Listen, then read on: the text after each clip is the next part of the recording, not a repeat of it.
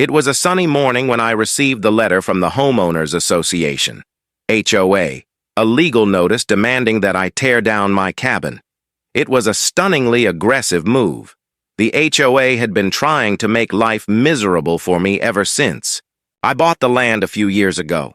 They weren't fans of my humble cabin, and they had done everything in their power to get me to comply with their incessant demands. The letter threatened legal action if I didn't comply with their community guidelines and said that they had already scheduled a bulldozer to come and tear down my cabin within a week. At first, I was stunned. How could they do this? But then, a slow realization dawned on me. I owned the deed to something much more valuable than they could ever imagine.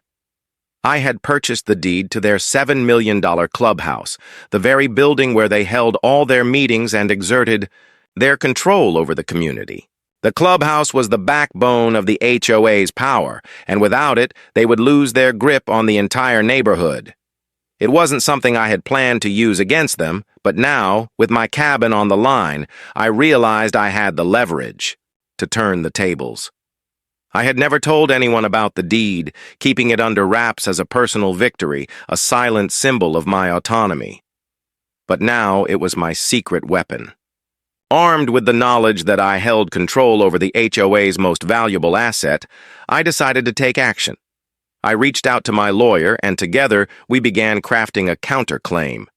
Instead of reacting defensively, I planned to strike back, using their own clubhouse as leverage.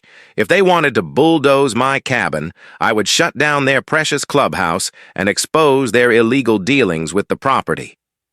The day the bulldozer was scheduled to arrive, I stood my ground, not in fear but with confidence.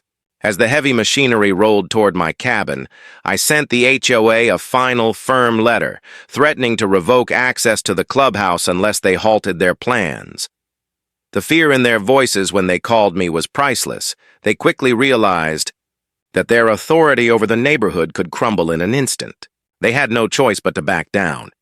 In the end, the HOA backed off, and I kept my cabin intact. But I also gained a reputation for being the one who stood up to the HOA and showed them who truly had the power in the neighborhood. I didn't just save my cabin. I redefined the balance of power in the community, and all it took was one simple deed to their clubhouse.